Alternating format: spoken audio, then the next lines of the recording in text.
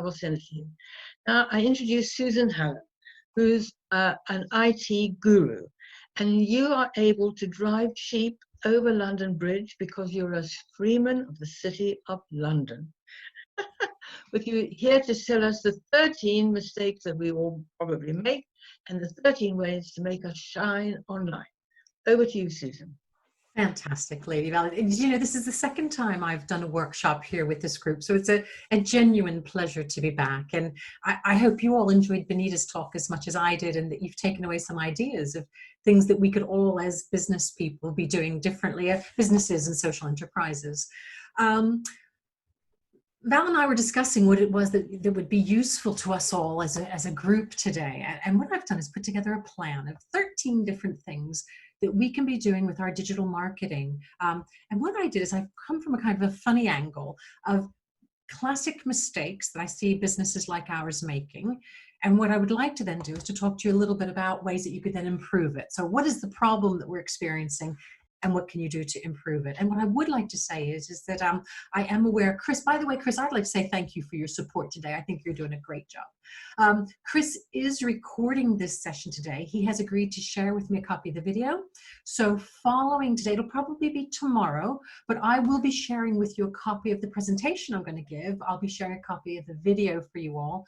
And most importantly, I'm going to be mentioning different resources that you might want to take a look at. They're quite practical things for you to do. And I'll be sharing the list of resources as well. I thought it was also interesting, Val, that you kicked off with everybody talking about things that we maybe don't know about each other.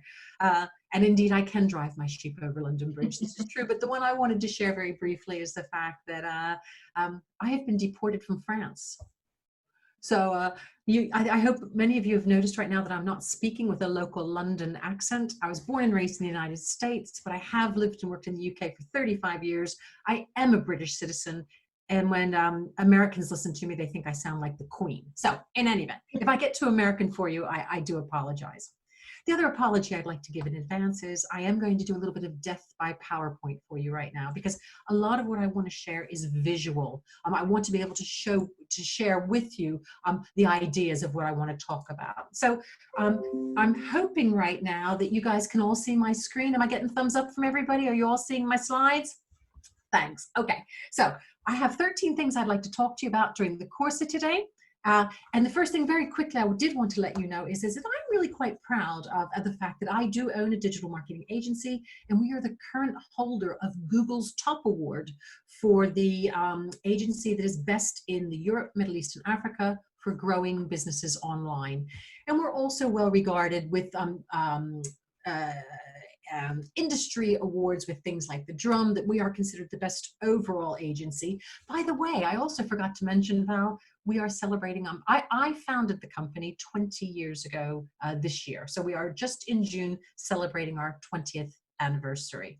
We work with a lot of brands that I'm sure you're going to be familiar with. That's fine, fine, fine. And of course, it isn't just me and the company. They're a team of, we're just up to 60 people. And we do stuff like search engine optimization and pay-per-click advertising and all that kind of stuff. Great. Enough of the marketing spiel. I apologize for that. So what I would like to do over the course of this little workshop is to share 13 things that I think are mistakes you guys are making. And I want to share with you 13 ways that you can be online superstars. So the first thing I have a problem with is I don't understand how people participating in events like this with Lady Val cannot have a 5-star LinkedIn profile. I'm assuming most of you should be using LinkedIn. I'm assuming many of you are networking amongst the business community. I'm also aware that we'll be using other platforms like Facebook and Twitter, but LinkedIn is the one I want to focus on. And I thought I would share with you one particular example. The only thing is, I do hope that you guys won't share this too publicly, the criticism that I'm going to make, because the example I would like to use is somebody that you may have heard of called Keir Starmer. And here we are looking at Sir Keir's LinkedIn profile. And as you take a little glance at this, can you guys see any ways in which he might be improving his LinkedIn profile? And here's a good checklist I'd like to run through with you all.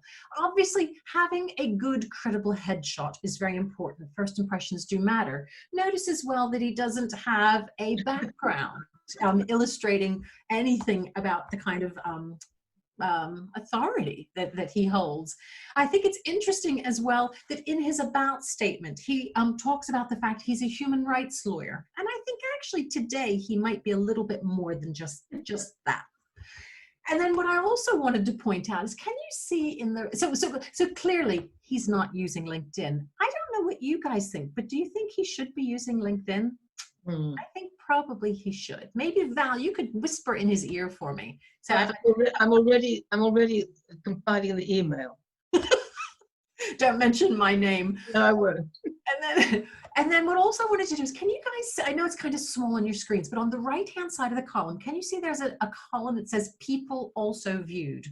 The one bit of advice I'd like to give all of you is that you should turn this option off. So in LinkedIn, there are privacy settings. You should turn that off, because what people are looking at when they look for Sirkir, they're looking at Kim Jong-un and they're looking for Rishi Sunak, which is interesting. So all it's doing is revealing either competitors to yourself.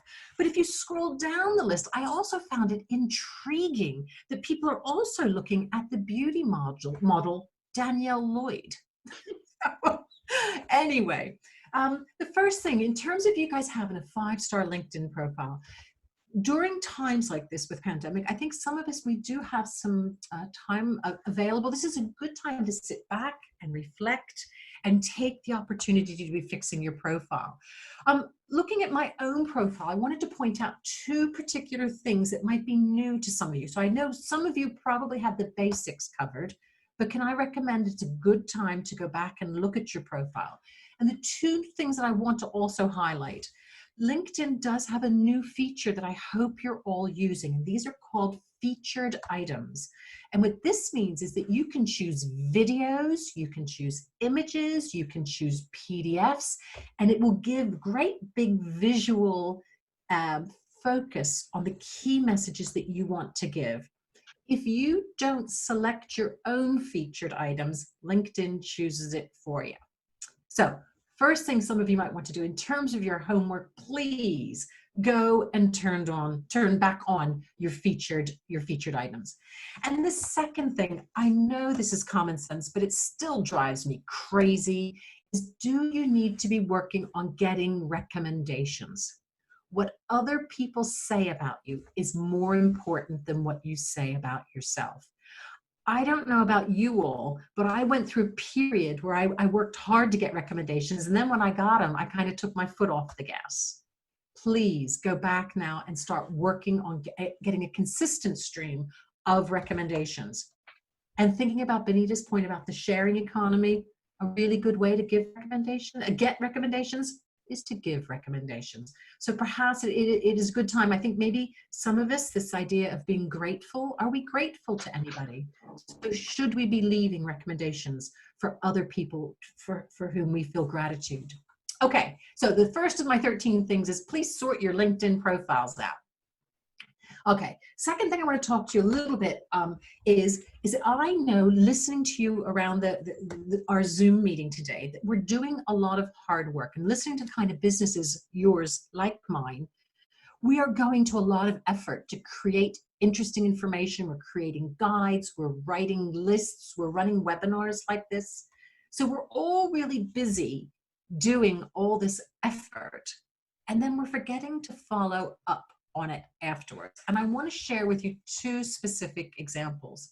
The first example I want to talk about is, here's a screenshot from my own company's piece of software. I don't know if any of you have ever heard of something called HubSpot. But what this is a list of all the different kinds of content that I've created. So we've created a social media calendar, we've created customer persona templates, we've created ebooks, we're writing all this stuff. And on the right-hand side, I can see how many people have asked for copies of these documents through submission. So what this means is I will give you a copy of my ebook if you give me your email address back. Have all of you set up a follow-up process that when you meet people, or when you gather this data, or you participate indeed in an event like this with Lady Val, do you have a series of trigger emails that will then automatically follow up, that you can then keep in touch with people so that they can remember just how wonderful you are? I think we're going to a lot of effort and we're forgetting to follow up. The second thing I wanted to point out in terms of following up is with a session like Alessandra, I saw that you're here today. I want to let you know that following today's workshop, how many of us are there? I think there's 35 of us or so here right now. All 35 of you are going to get a very 40. personal, 30 of us. 40. 40. Oh, sorry about all 40 of you are going to get a very personal email, a LinkedIn message request saying it was a pleasure meeting you. I hope you found my session useful. Would it be good to connect? Do all of you have a process in place where you do send these messages out? And the most important thing is that it is possible. Obviously, they're not really lovingly handcrafted, are they? You are all going to get the same message from me saying, but it is going to be, dear Patricia, dear Marie, dear Charlotte. I'm going to dear each of you personally. But fundamentally, the message is going to be the same. It was a pleasure working with you. Would it be good to connect? How are you guys? Are you, as a question, it'd be interesting, Val, do you think that we are all connected to each other on LinkedIn? It would be very interesting to find out. I hope so, yes. I hope so too. Good. But if not, there's a good opportunity. So the third thing I want to think about is, okay, so I'm gonna work on improving my LinkedIn profile. I'm gonna work on following up and keeping in touch and getting these kind of business processes in place. And the third thing has to do with then measuring your results. And I'm always surprised that I look at how much hard work everyone is doing, but you're not measuring it. So let me show you 3 more quick examples. I suspect, again, looking at the list of people participating in this meeting, that many of you might be creating great content, perhaps that you then share on other people's websites. So here is a website called The Drum, and it's very, very well-regarded website for people who work in the marketing industry, and this is kind of where my customers hang out. So I wrote an article about when times get tough, your marketing needs to get agile. So I've set this up. But what I then needed to do is to figure out how much impact did this article have that I wrote. So I think one thing that you're doing that's a mistake is you're writing the content and then you're not then determining, was it worth the effort of writing the article? So what I want to do is to show you a free tool that you can use called BuzzSumo. And again, I'll be sharing you links with you of all these resources. This is a free tool that you can put in the web address of the article you wrote, and it will share with you how many times did the article get shared. So I can see here that my article on The Drum got shared 118 times, including 51 shares on Twitter and 67 engagements on Facebook. So I'm able to measure how much impact did all my hard work have. So as it turns out, this was a good article. I think that kind of engagement is very, very good. So I'm really delighted with that. So if you guys want to be superstars, if you get a piece of content like this that is good, what does your next step need to be? Your next step needs to be repurposing, which means I'm going to take this article and I'm going to use it somewhere else. So I then take this concept of agile marketing and I went to, in this case, back to LinkedIn. Notice, by the way, I have a different dog. Have you guys noticed? Notice as well that in a sense, I have rewritten the article, so it's not a duplicate of the original, but I've now published this same conceptual piece that I've written on LinkedIn. And once again, I'm going to measure, has it been worth me publishing on the LinkedIn? Hopefully, you're all taking a look at your LinkedIn metrics. But at the bottom of the screen, you can then see, you can see how many people have liked it or commented on it.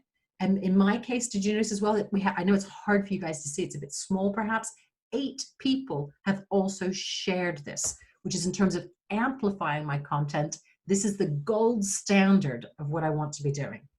So for you to be a LinkedIn superstar, figure out what kind of content is working on other platforms, share it again on LinkedIn. Now, this theme that I'm talking about right now is called measurement. And the final thing I wanted to share with you on measurement are some fascinating new tools that let us measure things that are happening on our websites. In this example, I'm showing you a piece of software that's on our website called Lead Feeder. And what this allows me to do is to see what companies have come and visited my website for me. So what I've done is in this case, I'm looking at in my case, I'm looking for particular pages on my website to say these, the people are looking maybe to buy my service or they want to talk to me about what I do. And I can see that there's Staverton is a furniture company and hospices and groups and healthcare companies. I'm able to see who is visiting my website. Now, what I can't see, obviously, is the name of the person who visited the website, but I can see the company who is visiting. So what can I do with this information? If I'm going to be a digital superstar, in my case, I'm going to hit the telephone. I'm going to find out who the marketing professional is who works at this company. I know what pages she looked at on my website, and I might try to then initiate a phone call, or perhaps I'll email her, or perhaps I'll connect with her on LinkedIn. But I think what we need to be thinking about is this wealth of data that we all now have and how it fits within our marketing planning. The last thing I did want to show you is that company called Staverton up at the tippy top of my list. I can then drill down and I can see that they have been visiting my website from the bottom since the 14th of February. I can see every visit they're making to my website. I can see that they came from LinkedIn. I can see they're reading my newsletter. I can see that they looked at my Nottingham Digital Summit. Val, I need to tell people about my summit. It's a charity fundraiser for the Nottingham Refugee Forum, but I'll tell you about that. But at the tippy top in red, what I can see is they came to my website and she downloaded my white paper. So again, these are all lovely buying signals that we need to be putting into our marketing mix to understand how people are behaving. Cool. Okay. So the third thing, I know there's 13, so I need to be quick. Tell me, Val, am I okay for time? Yeah? Happy? Yeah, you are. Yeah, you are. Excellent. I hope some of you, if not all of you, have heard of a free service from Google called Google My Business. All of you need to be using Google My Business, and all of you need to be using it to the fullest extent. Now, let me show you what Google My Business is. When you go to Google, and the reason I'm going to talk about Google, by the way, is I think the number is still about 92% of all searches take place on a Google platform. If I were to go search for your brand or your company name, on the left-hand side of the screen will appear the search results. But have you guys noticed the information that appears on the right-hand side of the screen? And this is where I've got pictures and I've got reviews with 5 stars. All of this information is coming from the Google My Business directory. So you need to be putting your companies into the directory. And then once you get listed in the directory, if we look at, here's my Google My Business for my company, can you see that I've got 54 Google reviews? Can you imagine how important these gold stars are in terms of conveying trust? And these reviews are being written on the Google My Business platform. Can you see it's actually displaying reviews right in the search results that says, great company, great company, great company. You can't buy this kind of marketing, and it's all free for you to use. If I were to continue to scroll down the page, you can also upload images and tell stories. So I'm really careful to be putting all my awards and my trust signals. Sometimes I put pictures of my staff. Sometimes I talk about our corporate social responsibility initiatives. So we're cycling through different stories of what we want to be telling people. So hopefully, if you're not using Google My Business already, I hope you all are, but if you're not, I will be providing you with a link to show you how to get started with Google My Business so that you can make sure your business is really well represented in the digital space. Okay, 5 out of 13. Next thing that drives me absolutely crazy. You guys need to target our prospective clients. I can't imagine any of our businesses in this meeting today are trying to sell to everybody in the world. we have specific people, we have specific segments that we're trying to sell to. And we know who's going to have a propensity to buy. We know who's going to be delighted with the kind of services we provide. So there are a number of targeting techniques. And in order to target people, we need to know specifically who it is that we're trying to sell to. So this is in terms of this kind of very specific marketing. In your mind's eye, do you know to whom you're trying to sell? And with that in mind, there are a number of advertising platforms that you can use. And again, it might be Facebook, it might be Twitter, or in this case, I'm going to talk to you about LinkedIn. So what I'm seeing here is in the LinkedIn advertising, what I can do is display advertising to the people that I know want to buy my service. So I can target people by the company they work for or the size of the company. I can target them for the industry they work in. I can target them by job title, by seniority. I can target people by what degree they studied at university. I can target them by their gender or their age.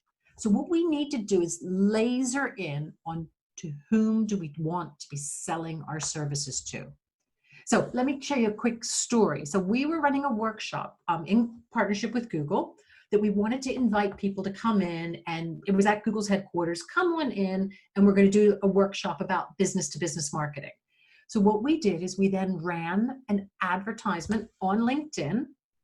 And what it would do is it only showed my ad to people who had like marketing director in their title that were within 25 miles of London, of the West End.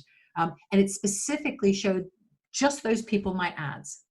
If you wanted to attend my workshop, all you had to do was hit the submit button and it picks up all your data from LinkedIn automatically. You didn't have to fill the form in even, if that makes sense. In digital marketing, this is called frictionless, which means you don't even have to fill the form in. But what I wanted to do is to show you how much this cost me. And this is a real example. And I think this is something that might be of interest to you here in this Zoom meeting. So what I did is we targeted very specifically who we wanted to attend our workshop. And I spent a total of £229. And I got 15 people who I had never met before to attend my workshop. So that cost me £15.30 for each person, each lead that I generated off of LinkedIn. But all of this depends on knowing the kind of people who are going to want to come to my workshop. It's about having the kind of workshop that they want to attend. And you can see that there are relatively cost-effective ways that we all need to be using to get this kind of visibility for new kinds of clients. Cool. Okay. Speaking of clients, the other thing that drives me crazy, big mistake that we're all making, we tend to forget about communicating with our clients once they become our clients. Our clients should be the people we love the most. They're the ones that we should be staying in touch with. They are the ones who have put their trust in us. So that I think sometimes we're scoping so much to try to, to network and do things that we tend to forget about our clients. So two things I wanted to suggest to you to fix this problem. Do all of you have a pandemic COVID-19 statement on your website like I do here at the top of mine? So at the top of my website is a red link that says how Hallam is, that's my name, how Hallam is helping clients to navigate the COVID-19 pandemic. How are we being helpful to our clients?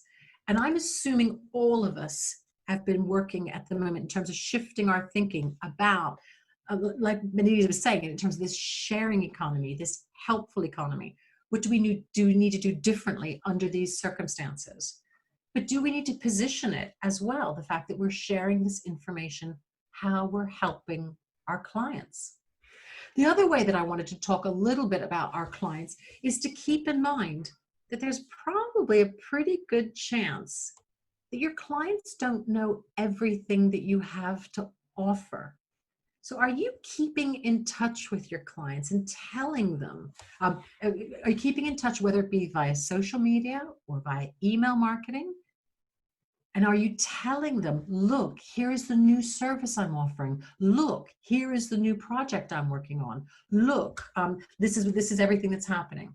So if you could keep in touch with your clients, I think that is another attribute of a true digital superstar.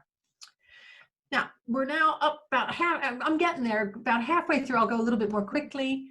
I know social media marketing is really sexy at the moment, but I think for us to have a great digital reputation, email marketing for me continues to have one of the highest returns on investment of any digital technique.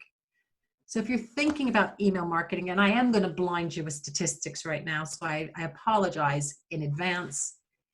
Email marketing, if we think about it, I don't know if any of you check your emails on your mobile phone, you're reading on your tablet. I suspect some of you are even reading your emails as we're running this workshop right now. 21% of all emails are read within that first hour. It's a great way to contact people. And what we're finding is that if you have email connections, it has a much higher conversion rate than it does with the equivalent social media followers. So it has a much higher conversion rate than it would if you were using social media marketing. And the most popular kinds of emails, by the way, are those automated transactional emails.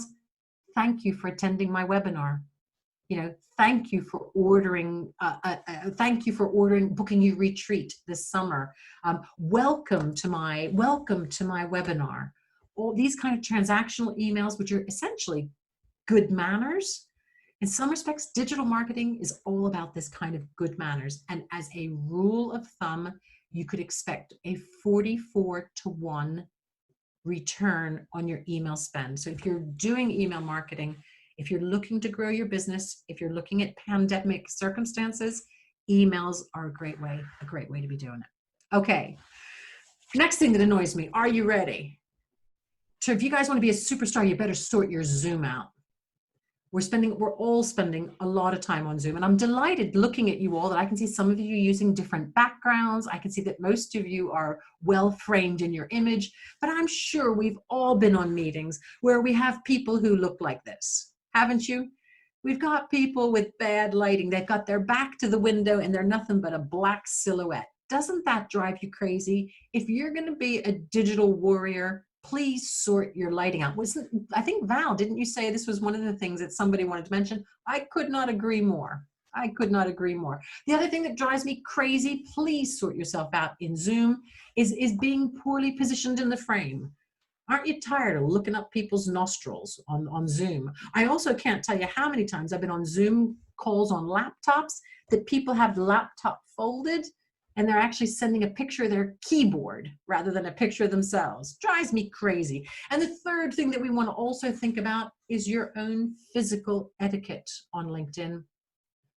Even during today's session, I have seen people get up and leave the meeting. I have seen people go and sort their dog out. I have seen people typing away. Does this make sense?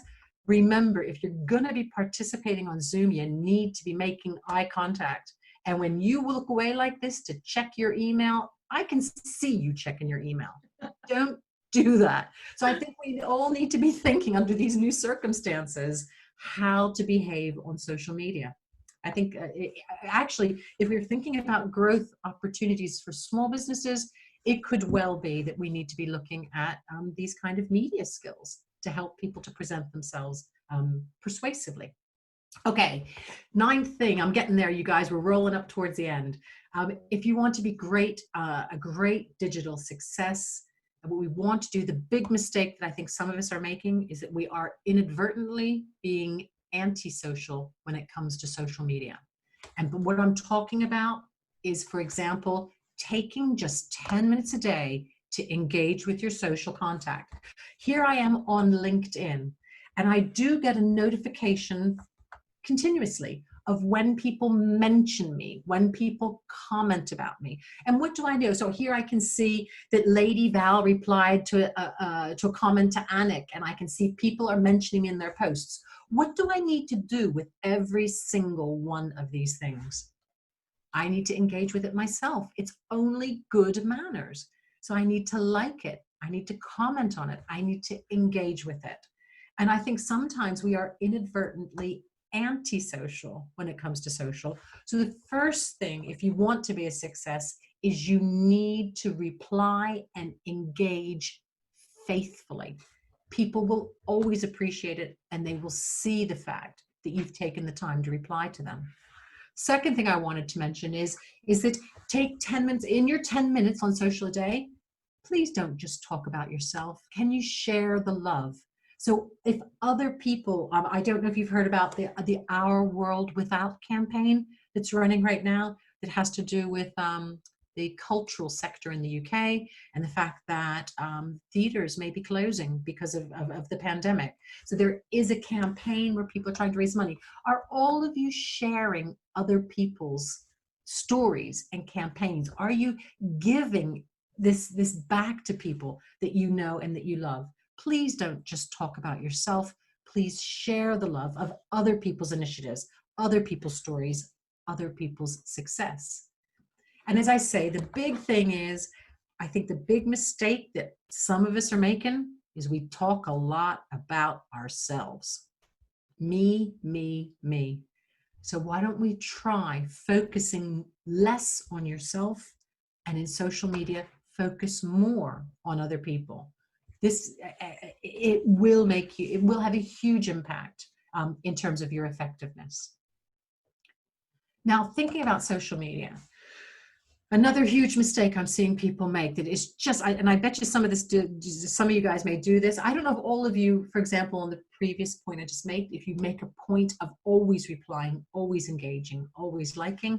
And the other mistake I'm seeing more and more of is sending out big group spam LinkedIn messages. So here I've got this lovely message from a lady called Karen. I've not hidden her, I'm sorry not to have hidden her name out, but anyway, name and shame, I guess. And she sent this one message out to a group of 15 of us. So, gee, thanks a lot, Karen. She sent one message out to all 15 of us. And she let me see the other 14 people that she's talking to. So how did this make me feel? Did this make me feel very special? No, not particularly. But what Karen didn't realize is by sending it out to 15 of us, we could then all see each other leaving the conversation.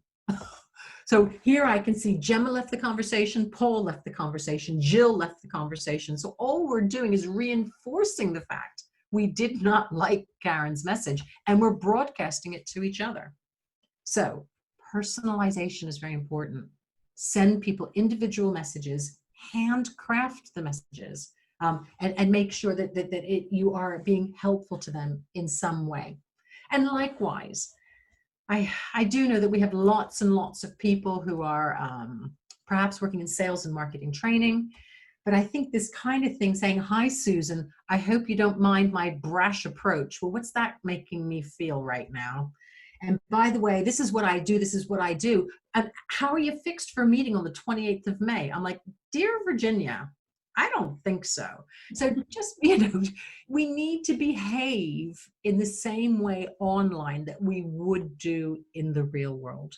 And this kind of shenanigans is just embarrassing. Please, please don't do it. Okay. Next mistake. I think we all love our businesses and we all know why our businesses are special. But what we do need to be thinking about is whether or not we actually know best. And I don't think we do. We need to put ourselves into the shoes of our customers. We need to walk a day in their life to understand what do they need and what do they want. So as we look at it, I hope all of you, and I'll share a link with this, hopefully with all of your businesses, you have set up a persona that represents the kind of people that you want to be selling your product or service to. Now, what we then need to do is to figure out, so my persona is a guy called Specialist Sam. He is probably a highly experienced digital marketeer for a big company, and he wants somebody like us to come in and help him. But what I wanted, and that's great, so I hope you all understand the principle that we need to identify, who are our clients. But what I wanted to do is to show you a really cool tool that I don't know if any of you have used before. And this tool is called Answer the Public. Now, what Answer the Public does is you can put in a word, let's say it's your product or your service. So of course, I have put in the word chocolate. And what Answer the Public does is researches what do people search for if they're interested in chocolate. And can you see the wheel is broken down into how questions, where questions, when questions, who questions. And it could be thinking, is chocolate good for you? Why does chocolate go white? Is chocolate bad for dogs? Is chocolate vegetarian?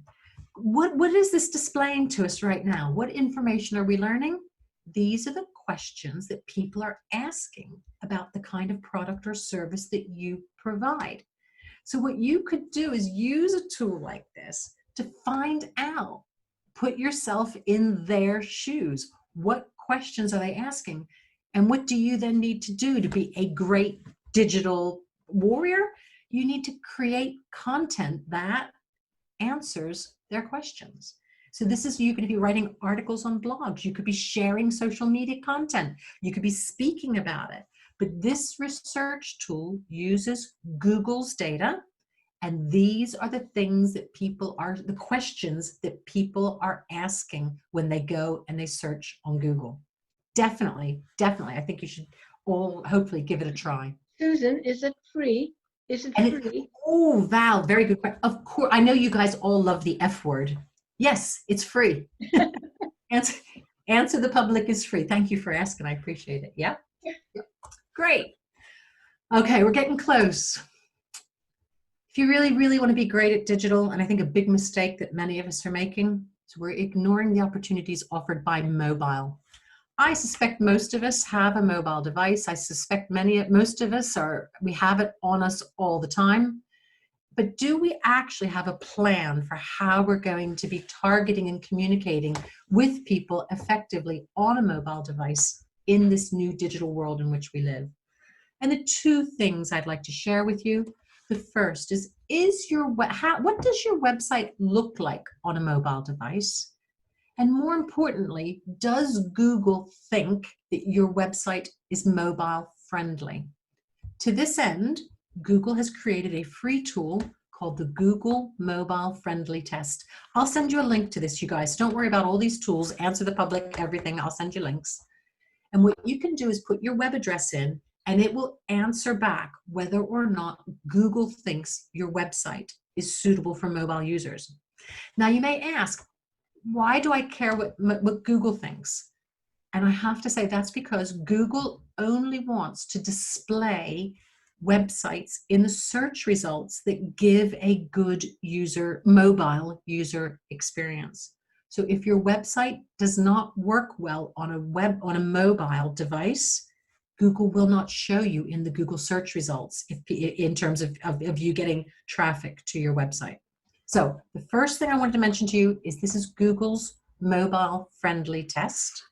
And the second tool that I wanted to mention to you really quickly, or the thing for you to think about is, and a great opportunity for us and a big mistake we're all making is, are you looking to see what your emails look like on a mobile device?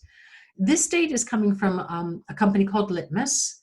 And what it does is it shows us what proportion of emails get read on a mobile. And I bet if we did a quick poll amongst the 40 of us, most of us are reading our emails on our mobile now. So in this, I can see that 28% of all emails are getting read on an iPhone or an Apple iPad, on a Google Android, which means maybe you're on a Samsung device as well. So here we can see that the majority of emails now are read on mobiles. So are you crafting emails that look good on a small mobile screen? I don't know about you, but that's something I know that I need to work on, and I think most of us around this table probably need to work on as well. And my 13th, unlucky 13th, is, are you planning for the inevitable? And as they say, there's only two things that are inevitable. One of them is taxes, and the other, of course, is death. Have all of you started to think a little bit about your legacy contacts that you can set up? So are you aware on Facebook that Facebook has a legacy contact function, which means when the day comes that you die, you have named the person who will then have access to your Facebook account and then can then manage it for you, now that you're no longer on this mortal coil, whatever the phrase. So, I think we need to be thinking about what are you going to do as you are in terms of succession planning, in terms of closing your website down. What are you thinking about with your social media contacts? Are you giving people access to these various accounts? So I do know that we have chat up and running right now. So what I'd like you all to do is, in your mind's eye, pick up your virtual pen or pencil right now. And could you all write down just one thing that you're going to do as a result of having done this workshop at Lady Val's networking today? And could you share on chat the one thing that you're going to promise you're going to do before you attend the next workshop? So we talked about Google My Business, we talked about email marketing, we talked about mobile friendliness, we talked about research tools. Okay, so recommendations and testimonials, getting a 5-star LinkedIn profile, a little bit of LinkedIn, that's good, Susan. Turn the view, also viewed off, thanks, Victoria. Using lead feeder, Alessandra, very interesting. You updating your link profile, Somers, that's good. Charlotte, look at Answer the Public. Setting up your legacy contact, Janet, Google My Business. Getting your recommendations updated. Teresa, revise my profile and add a new company one, good one. Doing Answer the Public. Gina, LinkedIn profile. Likewise, Patricia, as we go. Gina, better blog posting, nice one. Good. Yep. So I like to see, this is great to see all these really cool ideas looking after your email list. Really, really good. So we have, I hope, over the course of this quick little round table, thank you, Lady Val. I hope I haven't overstayed my welcome, but I hope you've all had some ideas using HubSpot, Michelle, that you can all do. So all it leaves me to do is to thank all of you who've managed to stay here during the course of this meeting. Lady Val, I'd like to say I can stop sharing this as well. I'd like to say thank you for all of you for coming along. I think we have a couple minutes for questions, maybe not. Absolutely. I remember the workshop you did before. I heard going around the room. I heard, I didn't know that. I didn't know that. I didn't know. And the same thing today. I kept on thinking, I didn't know that. Oh, I didn't know that. So I thought the session was just miraculous for opening a door. So who wants to ask a question? Yes, Teresa? Karina, yeah. Hi. Is there an optimum number of people you should actually have as connections on LinkedIn? That's a really good question, Una, about the number of connections. I think there are 3 different things you need to think about. The first is there is a logical maximum that you can have of connections, but I don't think that's really going to be a problem for most of us. But the second thing I think you need to think about is, to whom do you want to connect?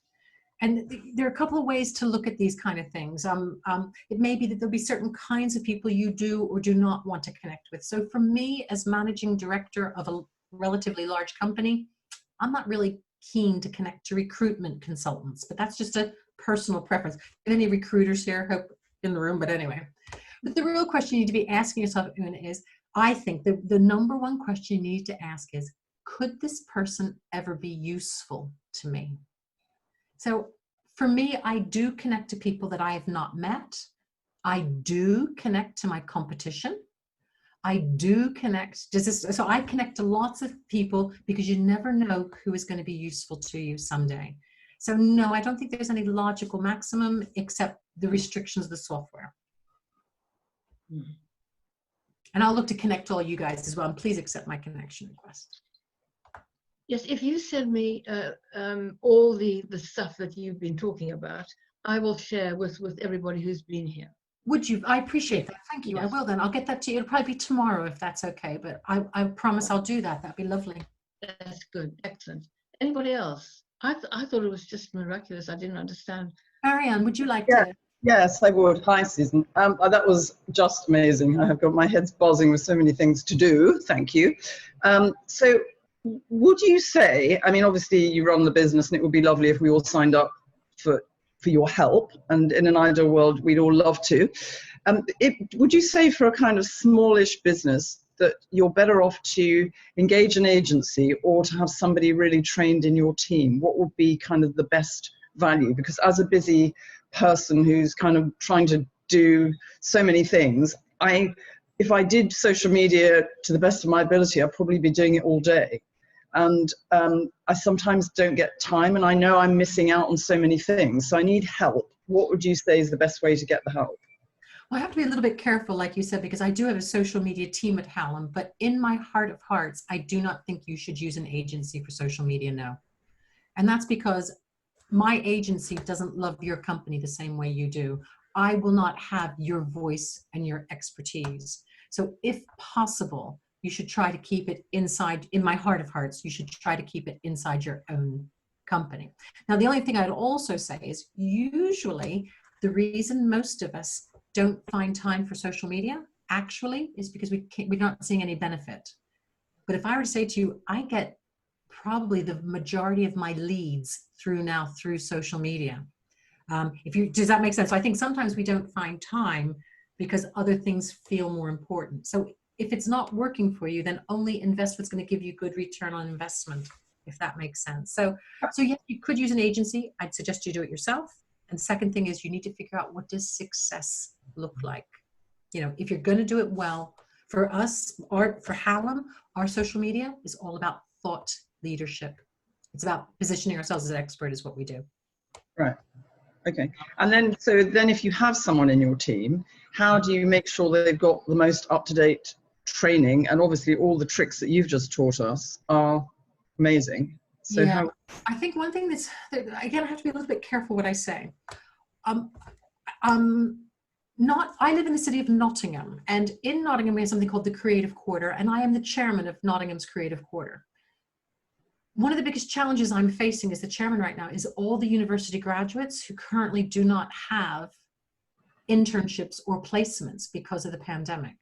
So on the one hand, what I'd like to say to you is, why not take advantage of this great pool of young people who are looking for work experience? Does that make sense? So there could be a chance you get an intern to help you. But on the other hand, I would say is having an inexperienced person being the voice of your brand can be exceptionally dangerous. Yeah. Does that make so can you see I've got that kind of tension going on. So, but there is a lot of, it is a question of training, but I think the most important thing, Marion, is for you to define guidelines. What does your brand voice look like? What kind of messaging do you want to give? So if you give the keys of your social media to a young 16-year-old boy, he's going to be putting pictures of kittens on your social media, and you don't want that. So does that make sense? It has to be aligned with your brand values. Okay. Thank you very much. Teresa? I was going to say Teresa and Lee. Oh, there you are, Teresa. I can't see you. You're behind. I can see you now. There you go. A couple of questions. One, personally, how do I stop the reflection of my screen in my glasses? That, I believe, has to do with the it has to do with the blue light coming off your screen, and they do sell glasses that have lenses that absorbs rather than reflects the blue light. But the other thing I would suggest is, shall I show you guys two secrets that I have right now? I've already showed Val well, three secrets. The first is, can you guys see this microphone? Wow. Having a high quality microphone should improve your sound. But the other thing I do have is I do have my selfie light. This is what I would look like without the light. This is what I look like with the light. And Teresa, I think if you had better lighting, you might find with the correct angle, you would not get the reflection off your glasses. That's fantastic. Thank you. And one other question, LinkedIn endorsements. Yeah. I see some people have 50 odd endorsements. That's very suspicious, I think. What's a respectable amount of endorsements on your profile, please? I think we're talking about two different things. The first thing is there are endorsements where people just say, yes, she's good at, it's like a like, she's good at digital marketing, she's good at leadership. Well, I'm talking about our recommendations. Yes. And this is where people take the time to write a paragraph. And I think in my heart of hearts, you can ignore endorsements and you want to be getting heartfelt recommendations. It's marvelous. Thank you. Thank you so much. It's been so useful for us. Susan, I've always been very sort of backward in coming forward to ask for recommendations. You? Yes, I know, I know. I just don't know how to do it. I mean, you know, can you send me your recommendation? I just don't like it. It's so supplicatory. The way I would recommend, Val, that you might be comfortable with, is I would usually then couch it in, dear Val, I hope you found my workshop useful today. Would you be able to leave me a recommendation that you found it worthwhile? Does that make sense? So I think to let people know, thank you for inviting me. Thank you for inviting me to do your workshop. Would you be able to leave me a recommendation? I don't know what you have any other suggestions. Yeah, that sounds better. That sounds better. Yeah. Okay. Any other questions? One other secret I would share really quickly is I then say, P.S. Would it be helpful if I drafted a little something for you? You then reply back, yes. I then send to you what I want you to say, and you just post it on your website. That's very sneaky. There's one more question from Liz. Okay, any other questions? Yes, please, Val. Yep. Yeah. So Susan, thank you so much. Really useful, really very practical tips. In your view, is there an optimum number of times you should be posting or sharing on your profile, whether it's LinkedIn or Facebook or whatever platform? Yeah, Liz, I think that there's two things that I think you should think about. The first thing is only post when you have something valuable to say. So it may be if you've got something going on that's important, you might post frequently. It may be that you post less frequently if there aren't things going on. So I think the posts have to be meaningful. But the second criteria is you want to post frequently enough that I don't forget about you either. Or so I do think there needs to be a minimum number of times you post. So you may, and I think that's kind of up to you and your personal style. But for me, I try to post something on LinkedIn maybe twice a week. But sometimes I post more. But I try to have a minimum just to keep people present about what I'm doing. Yeah, great. Thank you. Pleasure. Anyone else? Gina? My audio. Okay, wonderful. So Susan, a distinction between, you talked about an agency doesn't have the same voice as you. It seems to me there's two things. There's one, going from wherever you are now to a really great framework of things in place, and then the regular routine. Now that period of looking at what's now, getting it all sorted, getting the passwords, the links, everything in place, is that something that an agency would be helpful with? Or, you talk, wouldn't want a 16-year-old working on it, but if somebody set it up for me, then I dive in and I can do it, because what I hear from you is routines. It's when I go in there and I think, oh, where do I start? So what do you think about that pre-phase? I would agree, actually, Gina. I think that's an excellent idea. And we do, and actually, I'm not trying to sell you guys anything, but we do that as an agency, that sometimes what we can do is knock it into shape and kind of get it rolling. And then we give the keys to the car back to you. And does that make sense? So I think that's a very good point. And I would agree with you 100% on that. And you might find, for those of us around the table, a friend could maybe help you do that. Or it could be an agency, but I think that's an excellent suggestion, Gina. Yeah. And that's maybe when then you could hand it to a savvy college grad, because everything's in place and you've got some distinctions made, but you wouldn't necessarily have them set it all up, because somebody pointed out, or you said, they don't know all the things that you've shared. You've shared so many things, they may not know it all, but they could take over from there. That's great. Yeah, I think it's a good idea. Okay, I think, Susan, you have at last, again, I didn't know that. So thank you very, very much indeed. I'm just overwhelmed with all the things I've got to do. And I'm sort of trying to get to my desktop very, very quickly. So thank you so much for giving your time, and of course, Benita as well. I'm so thankful that you're able to do that for us. Okay, the next, I'm in a bit of a quandary about the next network session, because I don't know what this virus is going to do to the hospitality sector. I think they are very, very badly off. And even when we go off, I'm not sure about the social distancing, So it might be online. And if it's online, it will be on September 26th.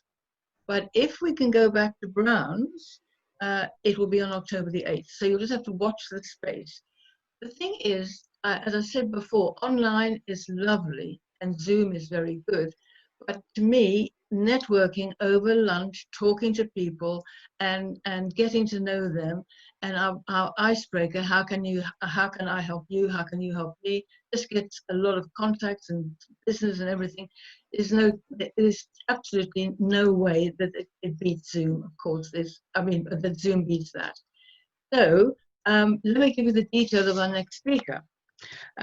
She's Sam Smith, who is still the only female chief executive of a city broking firm.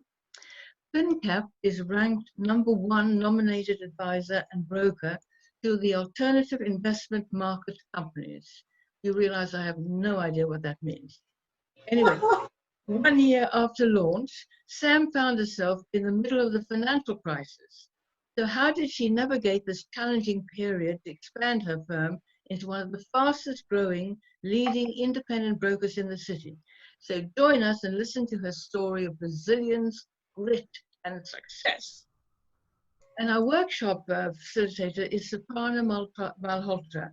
She targets executives who are ready to break through to a more senior role or senior partnership, and she gets them there. But too often, she comes across what her topic is called the imposter syndrome.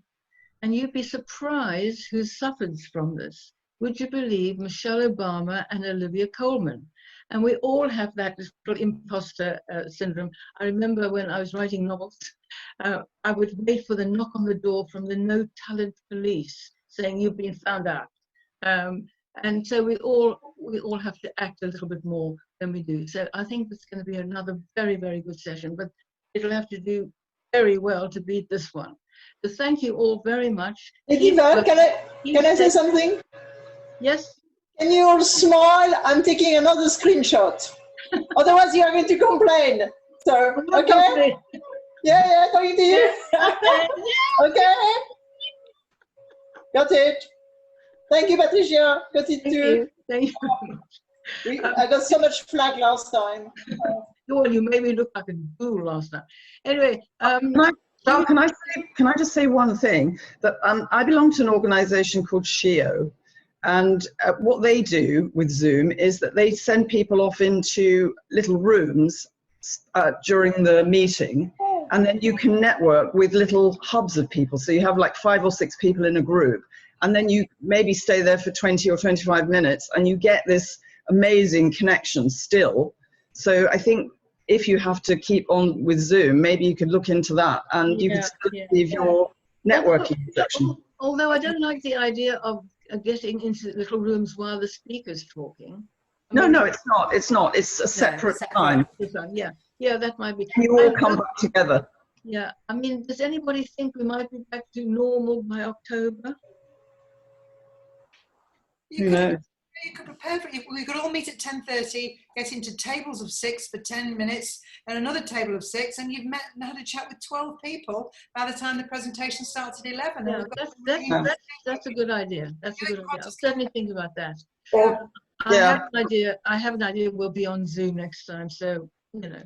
We can add on, as Marion says, we can add on that. It works. If you can add it on afterwards, if I'm stuck in America, because I had to get up at 5 o'clock this morning to get it. I did it because I love you, Val. That's lovely, Marion. Well, thank you all very much, and thank you, Chris. I hope you got value from it as well, although you're the token man. Have you shaved your legs? Well, I would tip the screen down so you can see, but probably not appropriate. Okay, goodbye, everybody, and keep safe. Bye. Thank you. Great talk. Bye. Thank you very much. Bye. Bye then. Bye-bye.